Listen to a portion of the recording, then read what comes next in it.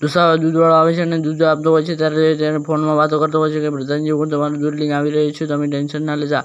અને આ છોકરી જોઈ જાય છે તો આઈફોન જોઈ જાય છે એટલે એના મનમાં લાલચ આવી જાય છે અને આ બંને કહેવા લાગે છે કે આજે અમારે પૂરું દૂધ જોઈએ છે, અમારા ઘરે મહેમાન આવવાના છે. ત્યારે ભાઈ કહે છે કે મહેમાન આવવાના હોય કે ગમે તે હોય, આ તો પ્રધાન સાહેબનું દૂધ છે, હું તમને નહીં આપું. અને એમ કહીને આ બેનને કહેવા લાગે છે કે અમને દૂધ આપી દો, અમે તમને પૈસા આપી દઈએ. ત્યારે ભાઈ કહે છે કે આજે દૂધ ન મળે, આજે તો આપવું જ પડશે દૂધ પ્રધાન સાહેબને, એમ કહીને કહેવા લાગતો હોય છે. ત્યારે કહેવા લાગે છે કે અમે તને ચૂકે એટલા પૈસા આપી દઈએ.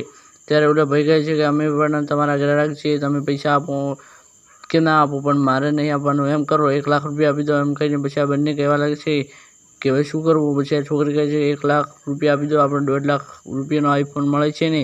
એમ કહીને બંને લઈ લે છે આઈફોનવાળો દૂધ અને પછી આ મિલીભગત હોય છે. અને મિત્રો આવી રીતે તમે પણ છેતરાતા નહીં, આ આઈફોન નકલી હતો અને આવી રીતે કહેવા લાગે છે કે હવે બધાને છેતરવાના છે.